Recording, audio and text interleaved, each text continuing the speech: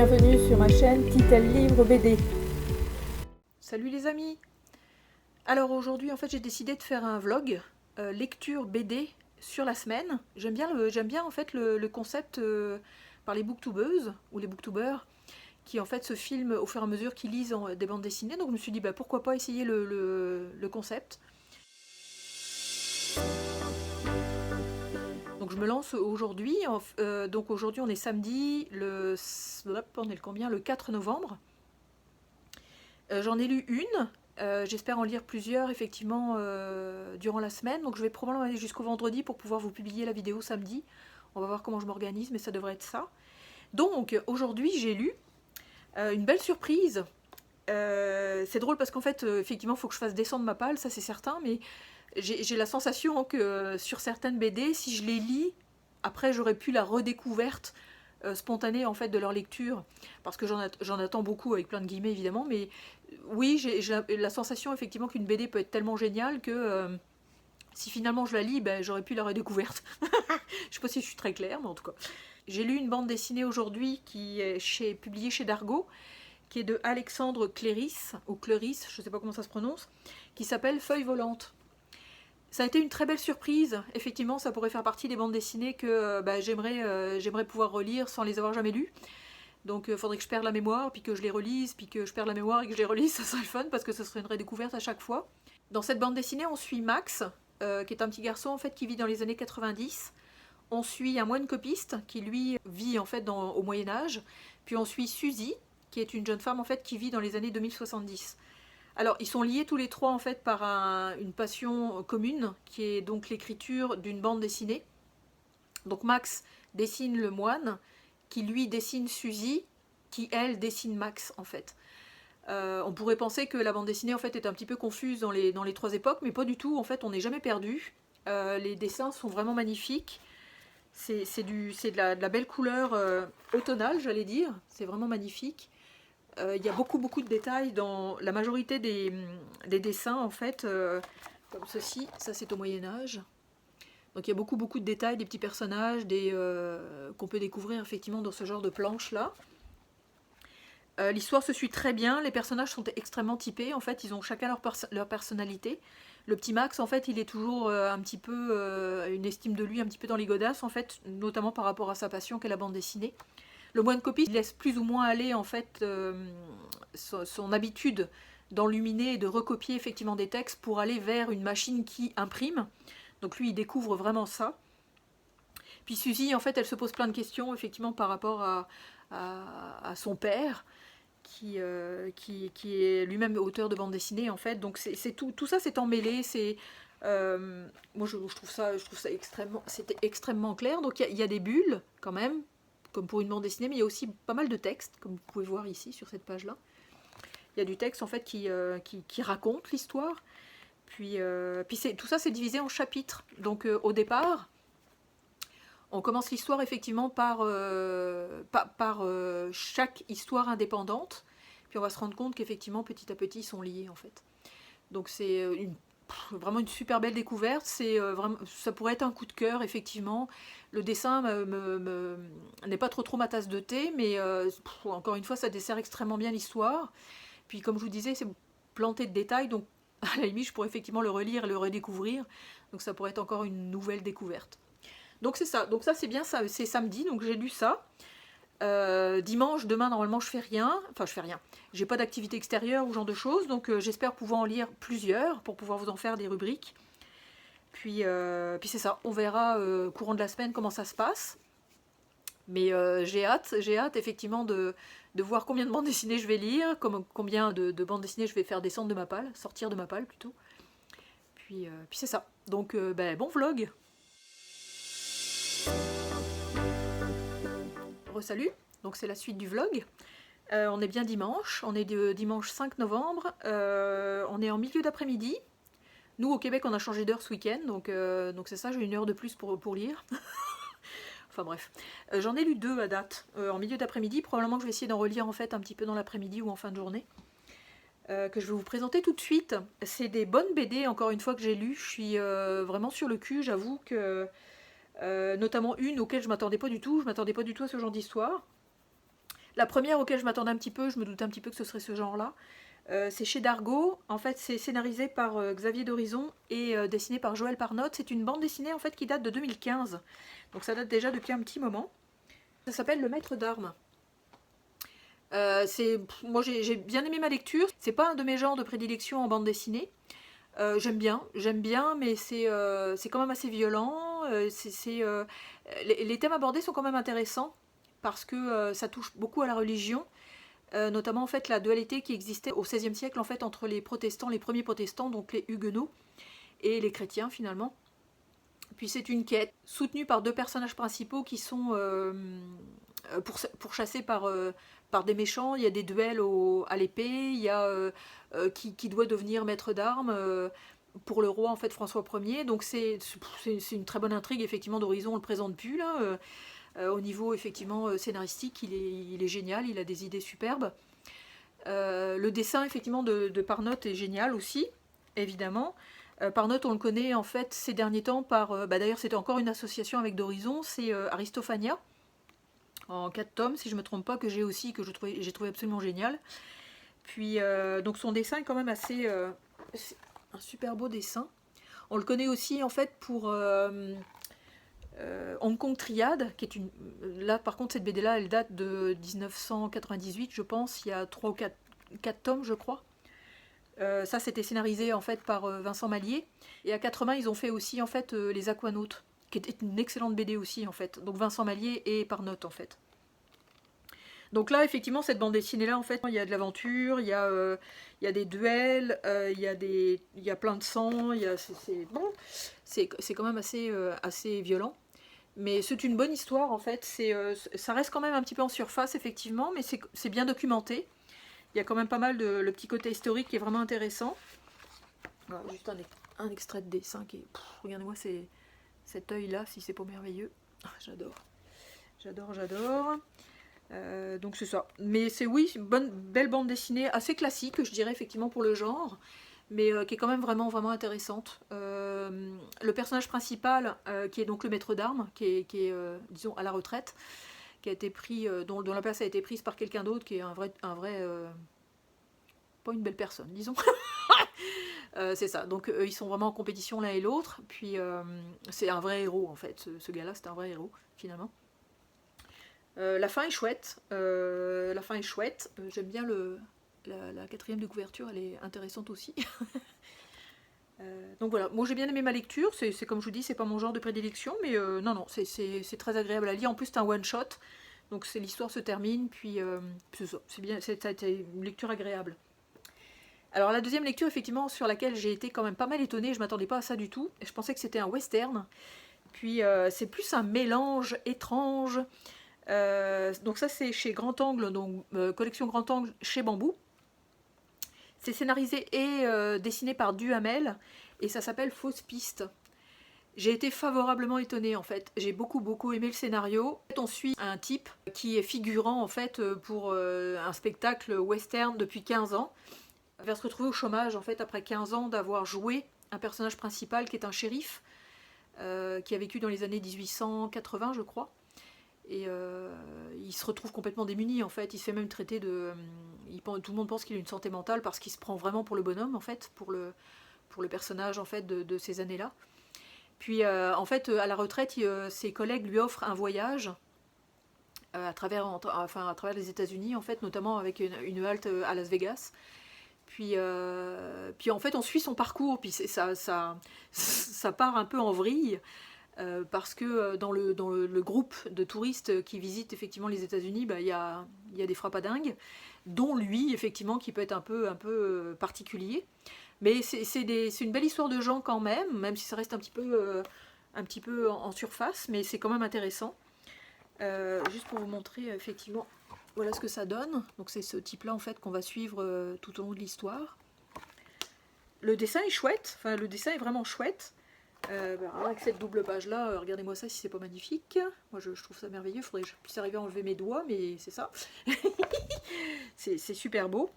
Les paysages effectivement américains sont super bien dépeints. On se retrouve aussi dans le désert, dans un désert en fait de cet ordre-là. Je vais vous montrer, essayer de vous montrer sans vous spolier trop.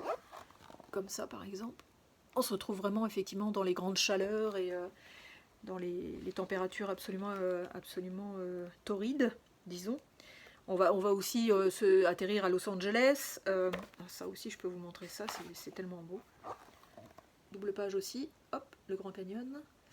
Mais en fait, le personnage principal est vraiment intéressant parce que il est frappé, puis en même temps, il n'est pas frappé. On ne sait pas trop sur quel pied danser. Il se prend pour le shérif. Il a des visions. C'est assez frappé comme scénario. Je m'attendais pas à ça du tout. Je pensais vraiment que ça allait être juste un marshal qui allait poursuivre des méchants. Puis en fait, pas du tout. C'est vraiment quelqu'un qui est de notre époque et qui a fantasmé beaucoup et très longtemps en fait sur une certaine époque aux États-Unis. Avec son flingue et son chapeau et les méchants contre les gentils et les gentils contre les méchants, donc vraiment une très belle découverte. Donc c'est une bande dessinée que je vous recommande aussi, en fait, elle est vraiment chouette.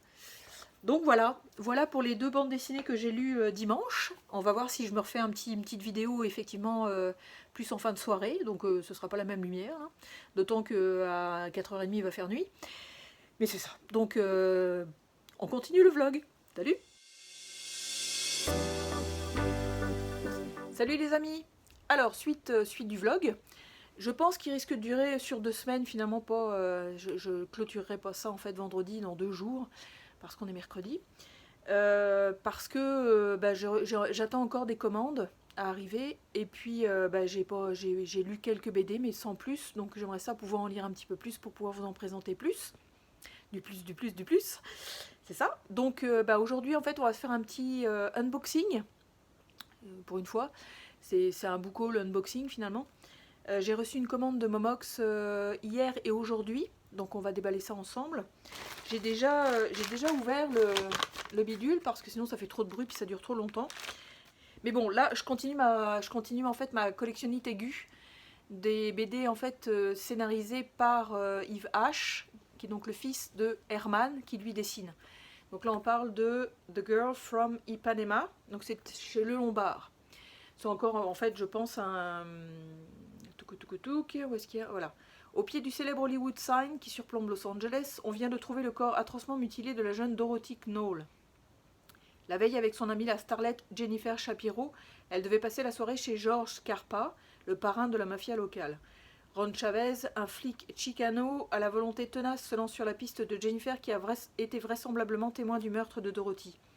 Ses recherches sont compliquées par l'intervention pernicieuse d'Ed Jennings, un autre policier mandaté par Scarpa. Qui de Chavez l'obstiné ou de Jennings le pourri a le plus à perdre dans ce très sombre thriller à la James Ellroy? Ça va être encore super bon. À un moment donné, il va falloir que je me les tape et que je puisse vous les présenter. J'ai hâte. Alors le dessin toujours le même, évidemment. Herman, on commence à connaître. Ah, c'est vraiment cool. Il y a plein de couleurs sur celle-là. Habituellement, il fait plus des planches en fait qui sont moins colorisées que ça, mais là, waouh, ça pète. C'est le fun. Je vais juste regarder. Je vous montre une deuxième planche, puis je vais regarder quand même la date de la bande dessinée parce qu'elle date, je crois. Elle date de... Oh, elle n'est pas si vieille. 2005. Ok, avril 2005, c'est pas si mal. Puis hier, donc j'ai eu... Tadam! Donc là-dedans, en fait, il y a juste... il y a 4 bouquins et une bande dessinée. Donc on va commencer avec la bande dessinée.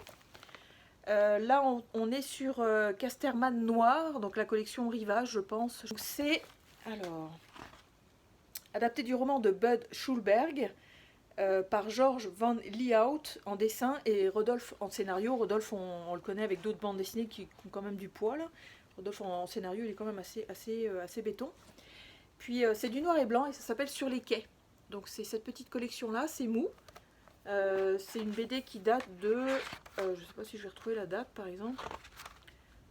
La date, oui la date... Non, 1955, ça m'étonnerait. Je pense que c'est l'écriture du livre en fait de Bud Schulberg, c'est ça. Non, la BD en fait date de 2008. Donc c'est ça. Donc je disais, c'est du noir et blanc. Alors l'histoire... Le film d'Elia Kazan a rendu célèbres les 2 personnages de cette histoire, donc le docker et le prêtre. Mais il importe de préciser que le roman que voici diffère très sensiblement du film. Nous sommes toujours sur les quais de New York et la grande affaire reste de mettre un terme aux agissements de la mafia qui rançonne les dockers. Blablabla, le vrai héros, gna gna gna. Donc ça c'est... Oh, le dessin est super chouette. Vraiment, ça donne ça en noir et blanc. Ça va être encore un bon polar. J'ai hâte de lire ça aussi, à un moment donné, un jour, peut-être, dans ma 3e vie. Donc c'est ça, donc c'est le 2e. Puis en roman, je me suis un peu pété le porte-monnaie cette fois-ci. Ça c'est un petit livre que j'avais envie depuis très longtemps. C'est dans la collection Piquier, Poche. C'est de Sakio Komatsu, ça s'appelle la submersion du Japon. En fait, j'aime beaucoup les romans post-apo, moi je suis une fanat de ça. J'aime beaucoup, je pense que j'en avais déjà parlé dans un de mes avis lecture, je crois. Donc là, c'est les tremblements de terre qui secouent continuellement le Japon, qui rappellent à tous les Japonais que le destin de l'archipel est d'être un jour englouti comme le fut l'Atlantide autrefois. Un bathyscaphe dans la fosse du Japon examine de nouvelles fractures dans l'écorce terrestre. Des îles s'enfoncent, des volcans se réveillent, des tsunamis engloutissent les terres. Les hommes politiques s'interrogent, les banquiers du monde entier s'inquiètent. Comment évacuer des millions de Japonais? Apparemment, c'était un best-seller pour ce livre d'anticipation qui pourrait devenir réalité. Oh mon Dieu, c'est écrit tout petit. Ouh là là, c'est écrit tout petit. Il y a peut-être... il y a combien de pages? Bon, ça va se lire vite, il y en a 253. Donc, Submersion du Japon, j'ai hâte de lire ça. Je me suis acheté aussi, en fait, j'aime beaucoup aussi l'horreur, ou le thriller hyper noir. Là, on parle de Frédéric Rapilly, ou Rapilly, je ne sais pas comment ça se prononce, Le Chant du Diable, c'est marqué thriller dessus. Là, on parle de tac tac. Bon, là, il y a une étiquette dessus, donc je pourrais pas voir, mais sur une plage espagnole, verte, nue, choquée, tête coupée. Il m'en manquait un bout. Le lendemain, en France, le magazine Paris Flash reçoit une vidéo, une inconnue terrorisée est filmée tandis que résonnent les cris de terreur d'une autre femme, blablabla. Ça va être fun. Là, il y a combien de pages? Il n'y en a pas tant que ça. Il y en a 300, donc ça va être cool. Même pas, 280. Celui-là, ça a été recommandé, je pense, par Gérard Collard, donc, qui est le fameux libraire en fait, de la librairie Saint-Maur, qui fait souvent des rubriques lecture en fait, avec Valérie Expert, sur une chaîne qui s'appelle le coup de cœur des libraires, c'est ça, que je regarde quand même assez régulièrement parce qu'il propose effectivement un peu de tout. Donc il y a du roman historique, il y a du roman thriller, il y a du roman feel good, il y a un peu de BD, enfin il présente quand même assez régulièrement, une fois par semaine je crois, quand même pas mal de bouquins, donc c'est le fun. Puis celui-là il l'avait vraiment recommandé, donc je crois qu'il a été recommandé aussi par Séverine, de Il est bien ce livre. Donc je me suis dit, bah lançons-nous. Je suis pas très grand format en général, je suis plutôt poche. Mais avec Momox, merci, au niveau des prix, c'est quand même assez attractif. Donc là, on parle de Alexandra Juliette, qui est chez Calman Levy dans la collection noire, qui s'appelle Car un jour de vengeance. Elle découvre... Ah oui, c'est vrai, impossible. Le sang de Lila, 37 ans, se fige lorsqu'elle découvre dans sa librairie favorite un livre retraçant les heures sombres de son adolescence au pensionnat de Chevrières en Suisse. C'est fou, tout y est. Ses pensées intimes, ses chagrins, ses secrets, et surtout l'acte terrible commis par ses 3 amis d'alors. La raison pour laquelle elle se terre dans cette maison au bord d'un lac d'Auvergne depuis presque 20 ans, tout y est, et le livre se termine par un épilogue racontant le meurtre à venir de Lila. Une menace ou une prophétie? Non, ça va être super bon. J'ai vraiment hâte de lire ça aussi. Et puis le petit dernier, en fait, qui a été comme un livre lié en fait à un de ceux que j'avais commandé, qui m'intrigue beaucoup. C'est Meyer Levin, donc l'auteur est Meyer Levin, puis ça s'appelle Crime. Ça c'est chez, je sais pas quoi, édition Libretto. Donc on dit c'est un roman glaçant, une radiographie plus actuelle que jamais. Dans le Chicago des années 20, 2 jeunes, promis à un brillant avenir, sont persuadés de pouvoir exécuter un crime parfait. Une fois leur action minutieusement planifiée, ils iront jusqu'au bout. Un petit garçon est capturé, une demande de rançon exigée, etc. Ça a l'air d'être assez... oulala, ça fait comme presque un bouquin documentaire. Il paraît que c'est quand même assez choquant. Je crois que c'est comme décrit comme si c'était réel en fait. Donc ouais, ça aussi c'est très intriguant. Ça fait combien de pages? Il y a quand même 443 pages, puis c'est écrit vraiment petit en fait. Mais bon, on va voir. Ça aussi c'est un livre que j'ai pas mal envie de lire. Donc ça c'est pour effectivement ce que j'ai reçu en bouquin et en BD. Donc c'est une belle palette, encore une fois, je suis bien contente. Puis j'ai une bande dessinée à vous proposer en fait que j'ai lue juste avant de vous tourner la vidéo, parce que je voulais quand même vous présenter une lecture au moins aujourd'hui. C'est chez Rue de Sèvres. C'est encore un one-shot évidemment. C'est un bruit étrange et beau, et le scénarisé et dessiné par Zep. Alors pour l'anecdote, en fait, Zep, c'est le papa de Titeuf. On y suit en fait un monsieur qui s'est isolé dans un monastère depuis 25 ans. Et il a fait vœu de silence, de chasteté et tout ce qui va avec. Puis donc il est en fait en mode contemplation, en mode tranquillité, en mode je me suis éloigné du monde. Il a fait taire en fait tous les événements de vie qu'il a vécu avant en fait de sa tête. Donc il est vraiment lui avec lui, vraiment dans le moment présent. Sauf que son supérieur reçoit à un moment donné une lettre qui informe en fait ce moine-là qu'il a reçu un héritage en fait d'une de ses tantes décédées et il doit en fait se rendre à Paris pour assister à la lecture du testament. Donc il a comme pas le choix, d'abord parce qu'il est un petit peu poussé effectivement par son supérieur, parce que a priori c'est une fortune qu'il aurait reçue. Et ça permettrait au toit de l'abbaye en fait de se faire réparer, donc c'est ça, il a comme une espèce de double mission finalement. Et on le suit dans son parcours de partir en fait de son silence pour aller vers le bruit. Il va faire quelques rencontres en fait qui vont secouer un petit peu effectivement ses principes et ses convictions, mais il va quand même rester toujours avec son fil conducteur qui est en fait sa vocation vers Dieu. Donc Dieu est extrêmement présent dans cette bande dessinée là, ce qui est vraiment intéressant en fait, ça couvre effectivement le sujet de comment ces gens-là en fait vivent leur retraite finalement. Puis, mais c'est vraiment une très très jolie histoire. Les dessins sont quand même assez simples. Je vais vous montrer déjà celle-là parce que je la trouve vraiment super belle. Donc ça c'est le moine effectivement. Puis Zep a choisi en fait d'être quand même relativement monochrome au niveau de ses couleurs parce que le moment présent en fait est plus dans ces couleurs-là, donc grises. Et il y a souvent des retours en fait dans l'enfance. Il y a aussi des événements en fait dans le présent qui sont plus violettes. Puis ça se termine en fait avec une couleur verte qui est un petit peu la couleur de l'espoir, je dirais. Donc non, j'ai été vraiment favorablement étonnée de cette lecture. Vraiment, c'est une très très jolie histoire. L'introspection effectivement des personnages est vraiment intéressante.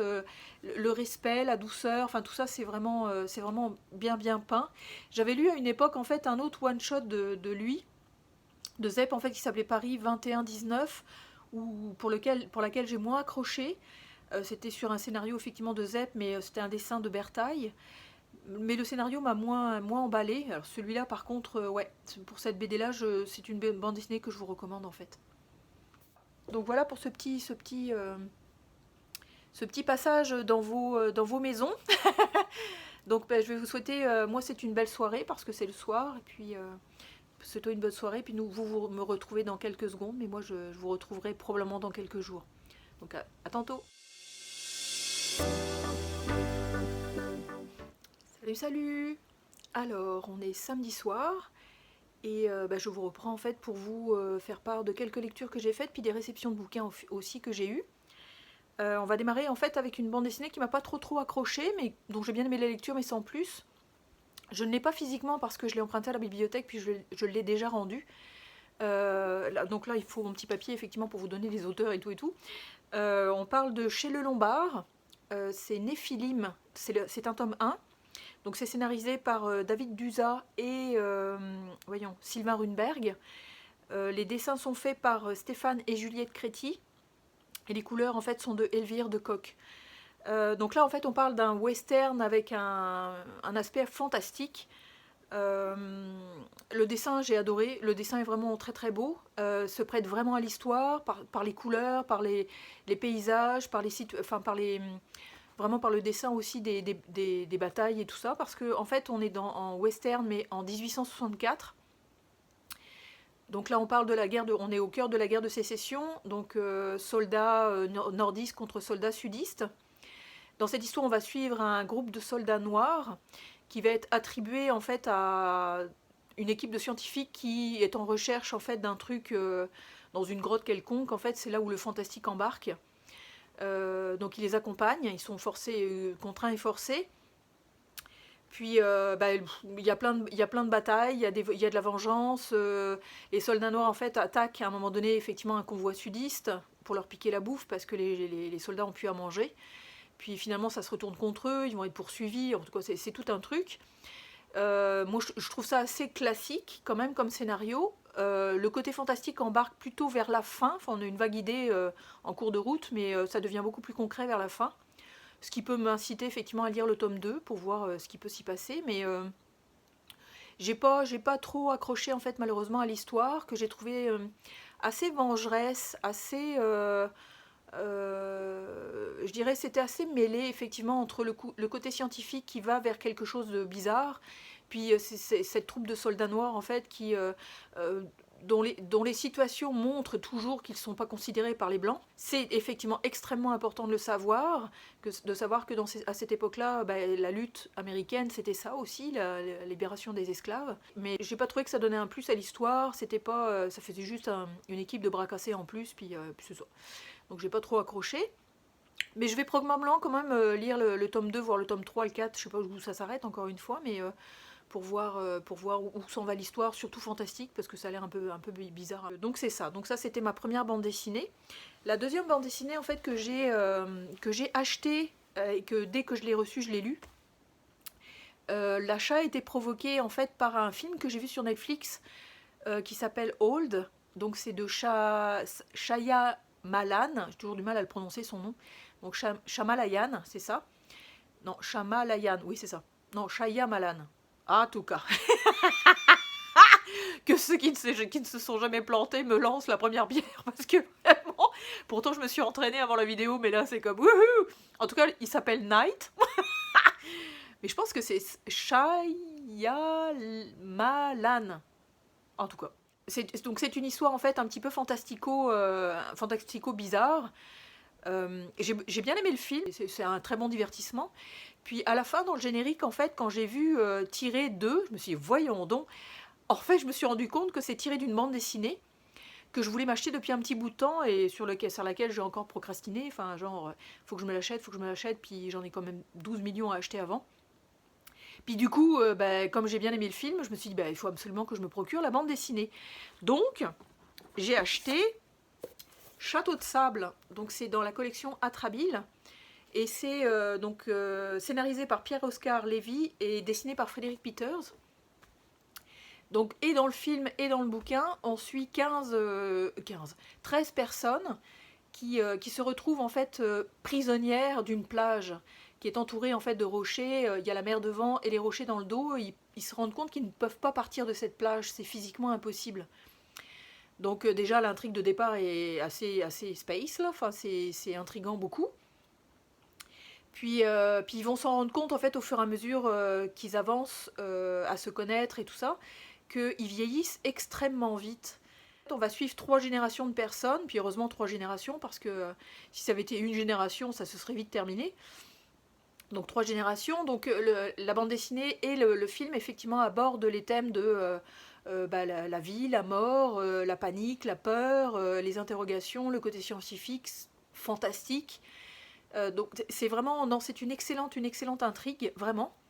Moi j'ai amplement préféré la bande dessinée au film, parce que le film veut absolument apporter une explication, j'allais dire à la con là, mais c'est pas nécessaire. Je trouve que de laisser un petit mystère et puis de laisser la porte ouverte à l'imagination, c'est important aussi. On n'a pas obligé d'expliquer le pourquoi du comment et tout ça. Le film est bien foutu, mais j'avoue que la bande dessinée, c'est 15 000% au-dessus. C'est en noir et blanc.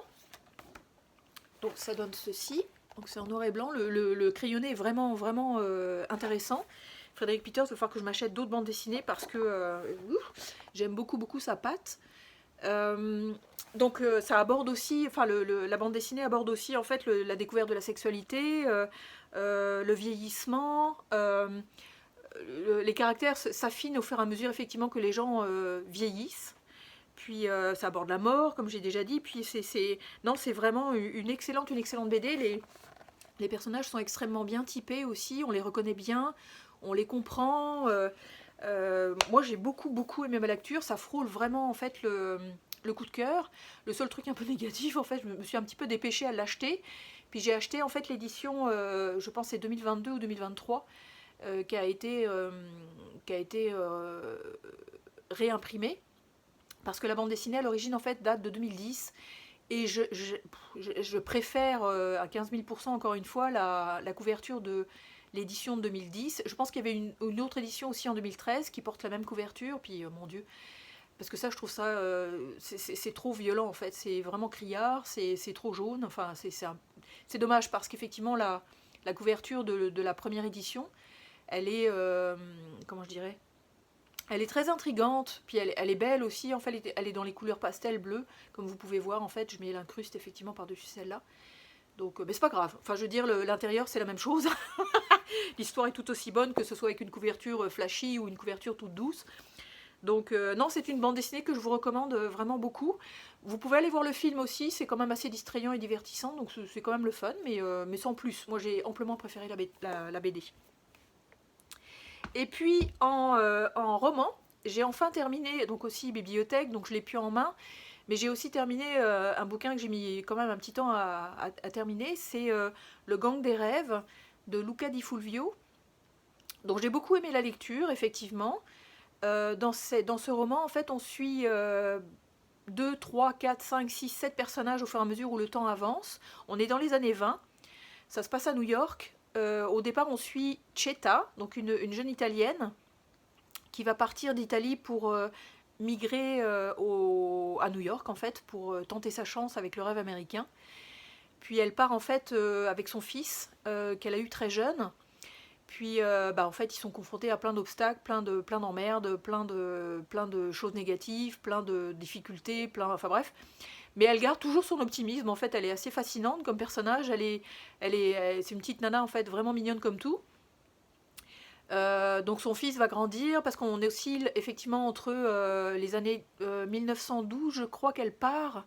Puis on va jusqu'en 1928. Donc jusqu'à ce que son fils, qui s'appelle Christmas, qui en fait s'appelle Christmas parce que au moment du passage à la douane, la traduction en italien de Noël, ça se dit Christmas. Donc il va porter ce patronyme jusqu'à la fin de ses jours. Puis on suit finalement ce jeune homme qui devient, qui se frotte en fait au gang de rue. Parce qu'en fait, ce qu'il faut savoir dans ce bouquin-là, et chose qui m'a un petit peu plombée, j'avoue, c'est que c'est pas très joyeux en fait. Les situations décrites, les actions, les choses qui arrivent à ces personnes-là qu'on aime beaucoup parce qu'ils sont très attachants. Enfin, c'est des personnages qui sont plein d'optimisme, ouvert, gentil, un petit peu naïf, je dirais, qui se laissent aller effectivement dans l'air du temps, qui sont influençables, mais qui reprennent du poil de la bête. Enfin, ils grandissent, on les voit vraiment grandir et les uns et les autres, donc c'est vraiment intéressant. D'autant que l'écriture de Di Fulvio est vraiment excellente, quoi. Donc, mais c'est sûr que si vous voulez quelque chose d'optimiste, lisez la fin. En fait, c'est un peu l'idée. Parce qu'à un moment donné, effectivement, les personnages vont prendre leur destin en main et il va se passer des choses plus légères, disons. Mais au départ, les thèmes abordés, c'est la pauvreté, l'immigration, le rêve américain qui se casse la gueule, la prostitution, le viol, en tout cas, c'est les gangs de rue, les gens qui se tuent les uns les autres pour un oui, pour un non, pour une pièce, pour un truc, pour des choses ridicules, en fait. De quelle façon effectivement on peut obtenir du pouvoir en faisant certaines actions. Enfin en tout cas c'est assez fascinant, j'avoue, mais c'est désespérant pour les gens en fait dont on lit l'histoire, parce qu'on se dit à un moment donné il faut que ça s'arrête là. Il faut que ça arrête d'être violent et atroce et complètement débile, quoi. Il y a une très très jolie histoire d'amour aussi qui est très très porteuse en fait je dirais des 2 tiers du livre en fait, quand effectivement Christmas devient un petit peu plus vieux. Donc cette histoire-là apporte un petit peu plus de légèreté, mais il y a encore il y a encore des obstacles, il y a encore des poufs. Donc c'est ça. Faut avoir le cœur accroché, je dirais, puis de pas lâcher la lecture, parce qu'effectivement d'aller jusqu'au bout, c'est vraiment intéressant. Je ne sais pas si j'en lirai d'autres de cet auteur-là, parce que je sais que j'en ai entendu vraiment des critiques positives. On verra, j'en ai tellement à lire de toute façon. Donc voilà, donc j'ai beaucoup aimé ma lecture, mais j'avoue que oui, le destin de ces personnages, à un moment donné c'est comme, oh mon Dieu, est-ce qu'on peut les aider s'il vous plaît. Mais bref, donc c'est ça. Donc j'ai bien aimé. Puis en réception en fait de livres, je me suis lancée en fait dans une commande Amazon, parce qu'en fait le livre que je vais vous présenter ne peut être commandé que chez Amazon. D'où le fait aussi que j'ai commandé la bande dessinée, parce que je les ai commandées ensemble pour éviter les frais d'envoi, évidemment. En fait, on parle du volume 3 du recueil maudit. C'est un livre qui est vendu du 30 octobre au 30 novembre, je pense, qui est vendu sur Amazon. Une fois que la vente est terminée, c'est mieux que vous l'ayez acheté dans cette période-là parce qu'il coûte 350 $. Alors que là, il en coûte 35. Parce que c'est édité seulement effectivement dans ces eaux-là. Donc là, on parle effectivement de... en fait, c'est du roman d'horreur, enfin c'est des nouvelles d'horreur, donc écrites par une soixantaine d'auteurs québécois. Et en fait, tous les profits sont reversés à... Pour le volume 3, c'est l'organisme AQPS, donc c'est l'Association québécoise de prévention du suicide. Donc là-dedans, en fait, il y a des auteurs, je vous en cite au pifomètre. Donc il y a Olivier Croteau, Karine Berger, Chantal Mercier, Nicole Gauthier. Tout ça, ça vous dit probablement rien, mais c'est chouette parce qu'on peut les découvrir, en fait, donc c'est le fun. L'année dernière, j'avais acheté le volume 2, donc ça donne ça. Le volume 2, cette fois-ci, c'était pour c'était reversé, en fait, à l'organisme SOS Violence Conjugale. Donc là, il y avait 63 nouvelles pour 53 auteurs. J'en avais lu quelques-unes, j'ai pas avancé du tout dans mes lectures, ça serait chouette de pouvoir m'en lire quelques-unes. Mais c'est ça, j'ai pas trop avancé, là-dedans, mais c'est ma collectionnite aiguë veut ça. Hein. Le premier, je l'avais loupé, donc je le rachèterai pas à 350 $, ça c'est sûr, mais c'est ça, j'ai quand même le 2 et le 3, donc je suis bien contente. Et alors, la petite cerise sur le gâteau, je me suis acheté ça en fait cet après-midi, quand je suis tombée dessus par hasard à la librairie. Parce que je me suis dit, il est en poche, il coûte pas cher. C'est un booktuber, en fait, qui a édité son livre. Puis j'aime bien regarder ses vidéos de temps en temps. Alors c'est du roman que je n'achète jamais, que je lis extrêmement rarement, ou que j'ai lu quand j'avais 20 ans, disons. Donc j'en ai quand même j'ai quelques années de plus aujourd'hui. Mais je me suis dit, je vais l'essayer. Donc là, c'est écrit en fait par Ludo de Boer. Donc c'est le petit monde de Ludo, si vous voulez aller voir sa chaîne YouTube, où il fait aussi des chroniques littéraires. C'est chez Hugo Poche, et c'est Comment survivre à Noël avec son ex. Donc, ça paye pas de mine, il y a 340 pages, ça va se lire rapidos. Je voulais quand même voir de quelle façon il écrit, je suis curieuse. Donc on va voir. C'est pas du tout le genre de littérature que je lis habituellement, mais je pense que ça va être une petite bouffée d'air frais, je crois. Ça va être chouette. Parce qu'en fait, l'histoire, c'est une jeune fille qui doit assister, je pense, à un party de Noël. Puis, elle est supposée venir accompagner. Elle demande à quelqu'un qui, en fait, finalement, tombe malade. Donc, elle recroise son ex-petite amie, dont, a priori, je pense, qui va se greffer à l'histoire. Donc, on va voir. Donc voilà, ça c'est mon petit samedi soir. Demain, je suis tranquillou chez moi. Donc peut-être que probablement que je vais refaire d'autres lectures. Probablement faire le montage aussi, le pré-montage en fait de ce vlog. Puis je vous dis à tantôt. Salut! C'est encore moi. Alors, aujourd'hui en fait c'est pour vous présenter 2 lectures que j'ai faites. Donc une lecture BD, donc cette fois j'ai lu une série, et un roman d'horreur. Donc c'est ça que je vais vous proposer aujourd'hui. La bande dessinée que je vais vous présenter en fait c'est donc chez Dargaud, c'est en 4 volumes. Le scénariste c'est Dufaux et le dessinateur est Muniera, et ça s'appelle Sortilège.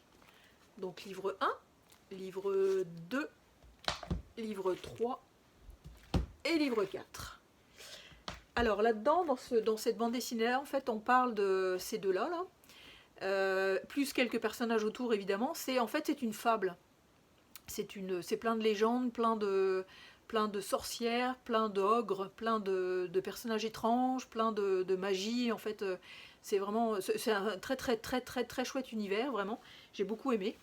J'aime beaucoup. C'est de la fantaisie fablesque, pleine d'humour en plus, ce qui ne gâte rien. C'est sûr que le dessin de Muniera est magnifique. Moi, je vais vous montrer un petit peu en présentation en fait cette page-là. Parce qu'il va falloir que je vous lise les dialogues, c'est absolument délicieux. Faut que je vous lise ça en fait. Donc là je vous mets pas en contexte parce que ça sert pas à grand chose, mais juste d'écouter en fait les dialogues, c'est un vrai bonheur. Donc c'est une jeune fille qui harangue en fait toute une foule de manants, disons. Puis elle dit détournez-vous du lit de vos concubines, ces chiennes inassouvies qui vous sucent la substantifique moelle jusqu'à l'hébétement. Relevez vos choses, interdisez à ces femelles lubriques de mettre leurs mains crochues sur vos outils fertilisants avant qu'ils ne se recroquevillent en carottes cuites. Déjà, ça c'est génial, mais c'est surtout les réactions dans la foule qui sont géniales. Il y en a un qui fait « T'as compris ce qu'elle a dit ?» Il y en a un autre « Moi, personne ne touche à mes outils, je m'en occupe tout seul. » Il y en a un autre qui dit « On ne dit pas elle, on dit la sainte. » Il y en a un autre qui dit « Qui a l'air hébété ici ?» Un autre qui dit « Moi, j'ai rien contre les mains crochues. » Il y en a un autre qui dit « C'est quoi la substantifique poil ?» Et le petit dernier, il fait « Et qu'est-ce que la sainte a contre les carottes cuites ?» Ça vous donne un peu un aperçu, des fois il y a des sorties et des diatribes comme ça qui fusent à droite et à gauche, c'est vraiment le fun. Moi je me suis marrée à gorge déployée vraiment. Puis l'intrigue est géniale, enfin, on pourrait penser oui, alors c'est la petite nana toute innocente en fait, à qui il arrive plein d'aventures et qui va avoir besoin de son preux chevalier pour s'en sortir. Puis en fait, tout ça c'est tout emmêlé, il y a des retournements de situation, on parle de en haut, en bas, l'enfer, la vie, enfin en tout cas c'est un super scénario. Ça m'a donné envie de lire du Dufaux par-dessus les oreilles. En fait, je sais pas ce que donnent les autres séries, mais vraiment, vraiment le fun. Le dessin est vraiment superbe. Vraiment, il a le don... Vous voyez, quand je parlais de la vie en haut et l'enfer en bas, donc des fois on a les images ici en fait qui sont retournées. Donc si on fait ça, on voit mieux comment c'est foutu en fait. C'est vraiment génial, c'est vraiment vraiment génial. Ça faisait longtemps que je voulais la lire. C'est une bande dessinée en fait qui date quand même déjà d'un petit moment parce que le premier a été édité en 2012 et je pense que le dernier c'est 2015. Donc c'est 2012-2015, c'est vraiment une super bande dessinée en fait. Donc je vous la conseille à 3000%, vraiment. Puis un roman que je viens de finir en fait qui n'a absolument rien à voir avec ce que je viens de vous présenter en bande dessinée. Qui s'appelle Cobaye. Je me suis décidée en fait à tenter le coup. Donc c'est des bouquins d'horreur qui sont écrits par des auteurs québécois. Alors Cobaye, en fait, je pense qu'il y a 7 volumes d'histoires totalement indépendantes qui suit en fait un personnage à chaque fois. Par contre, la trame principale, c'est une entreprise en fait qui fait des expériences sur des gens. Donc on voit effectivement comment évoluent les injections en fait, que les gens subissent, que les personnes qui sont recrutées en fait, subissent. Par rapport à... celui que j'ai lu en fait c'est par rapport à l'anorexie par exemple. J'ai vu qu'il y en avait un aussi qui était sur la danse, j'ai vu qu'il y en avait un autre qui était sur autre chose. Enfin en tout cas c'est des thèmes assez précis, souvent des thèmes qui se rapprochent en fait de grosses problématiques humaines disons, comme effectivement l'anorexie. Donc j'ai lu Anita. Je pense que c'est le tome 1. Je sais qu'on peut les lire en fait dans n'importe quel sens, mais donc j'ai lu Anita, ça fait un petit peu plus que 300 pages, ça se lit quand même assez vite, ça se lit bien, enfin je veux dire c'est quand même assez fluide. Ça casse pas que 3 pattes à un canard, enfin je veux dire c'est pas... bon, l'intrigue est un petit peu étirée, on dirait en fait en nouvelle ça aurait été aussi bien de raccourcir tout ça et de condenser tout ça, mais c'est quand même intéressant de voir l'évolution du personnage en fait vers l'horreur finalement, parce que en tout cas on devine vers quoi elle va tirer la petite jeune fille là, mais c'est ça, c'est pas mirobolant en fait. Ça m'a pas trop tenté d'en lire d'autres, je lirai pas les 6 ou 7 autres, parce que si c'est que de cet acabit là, j'ai autre chose à lire avant.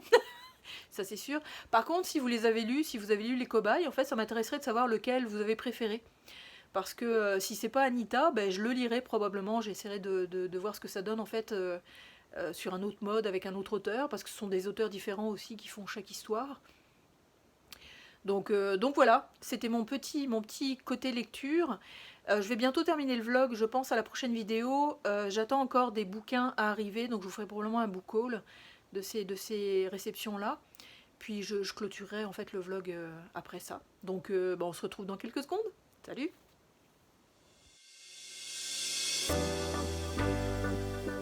Recoucou, c'est encore moi.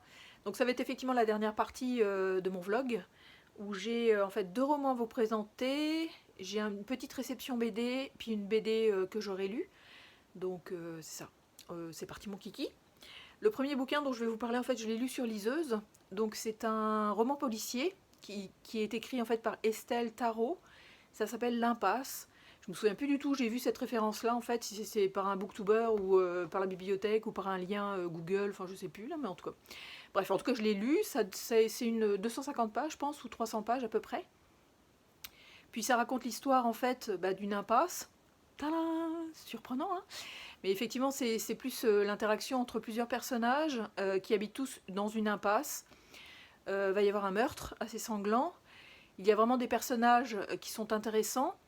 J'ai bien aimé ma lecture, mais sans plus. Enfin, je n'ai pas trouvé que c'était si extraordinaire que ça. J'ai trouvé ça un petit peu fouillis, en fait, malheureusement, au niveau de la description des personnages. Même si on sait qui est qui, en fait, quand même, parce qu'il y a quand même pas mal de personnages. Au début, j'étais un petit peu larguée, en fait, dans la description, effectivement, des uns et des autres.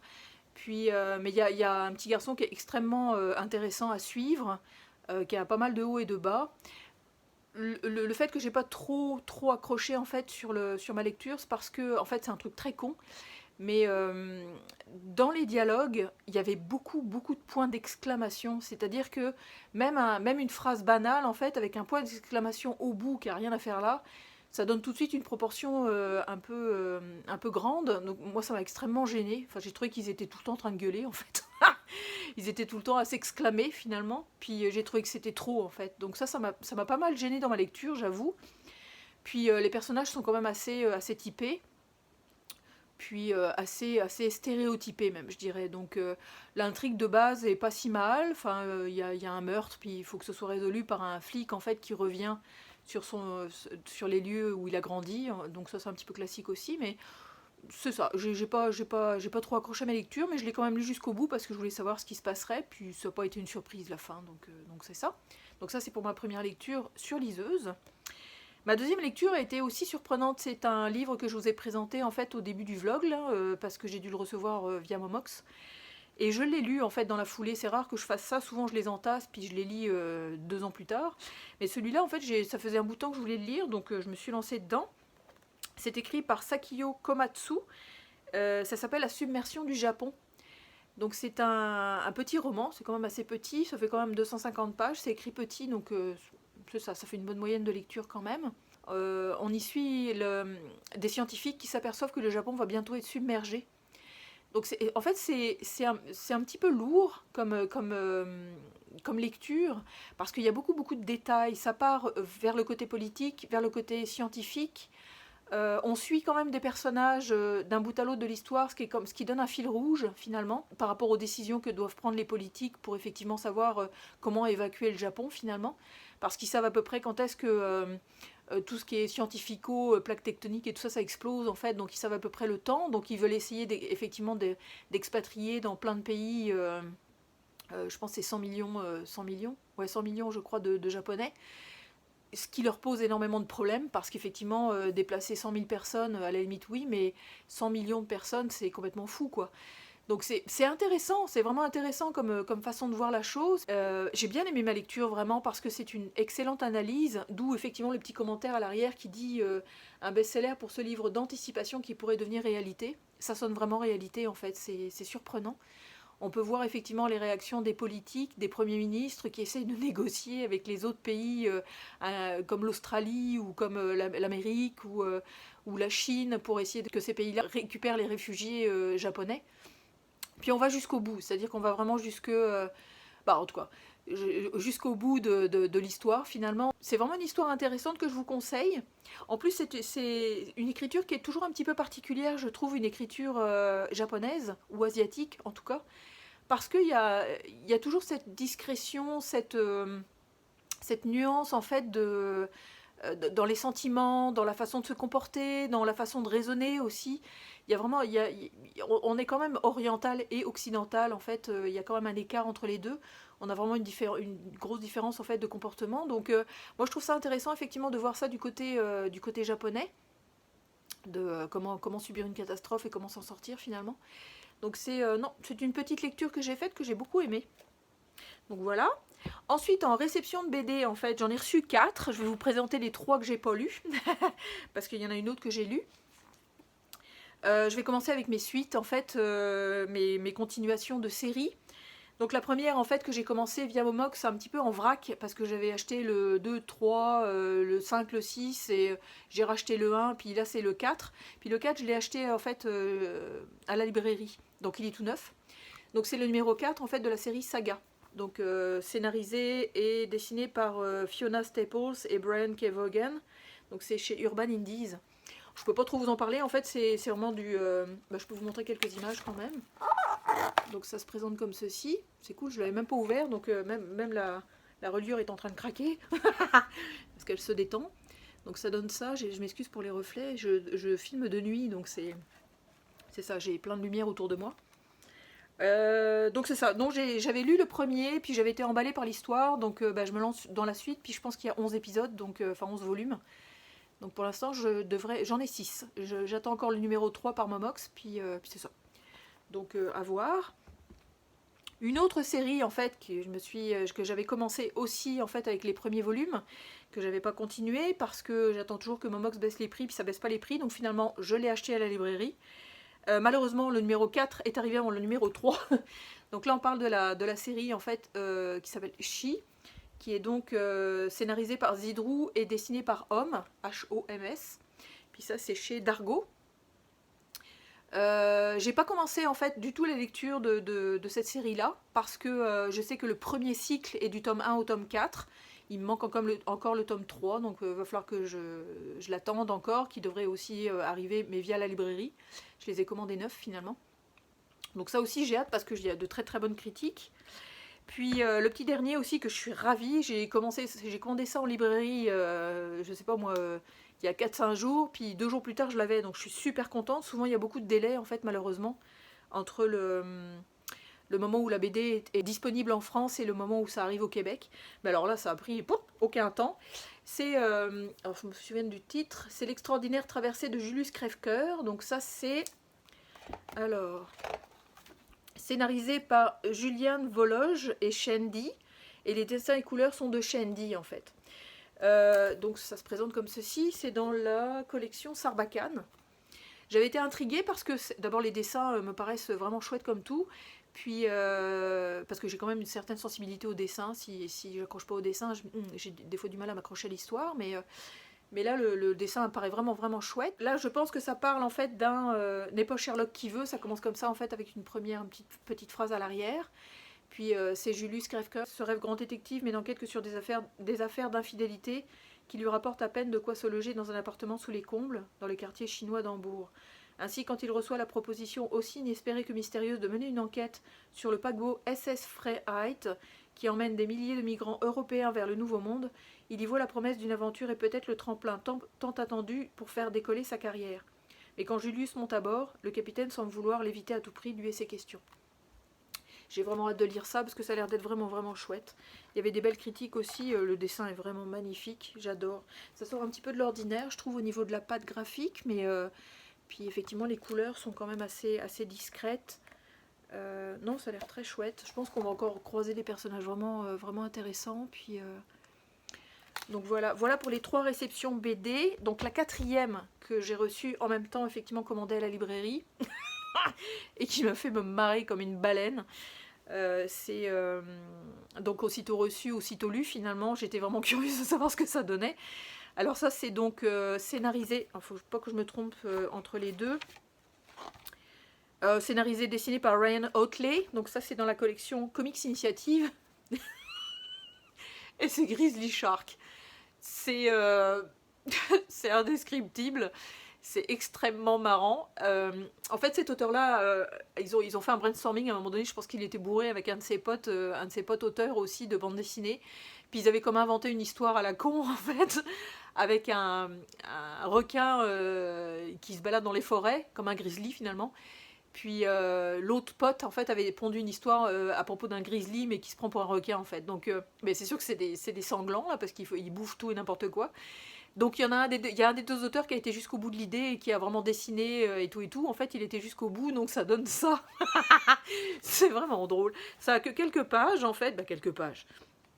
Ça fait quand même voyons, c'est pas encore une fois il n'y a pas de pages, c'est merveilleux. Bon, je sais pas combien de pages ça fait, j'ai aucune idée, mais en tout cas, ça fait cette épaisseur-là. Puis effectivement, c'est complètement absurde. C'est plein de tripes, plein de sang qui volent, il y a des moitiés de bonhommes qui restent en vie. Enfin, c'est n'importe quoi. C'est vraiment. Je sais pas si je vais oser vous montrer quelques. Oh, s'il faut que je vous montre au moins les. Bon, déjà, hello. Il fout vraiment les jetons là. Donc c'est en 3 parties en fait. Il y a une partie, 3 parties.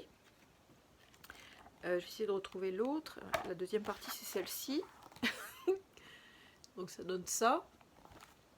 Puis la dernière partie en fait, là le grizzly s'en mêle. En fait l'ours est effectivement dans la 3e histoire. C'est assez débile, vraiment c'est.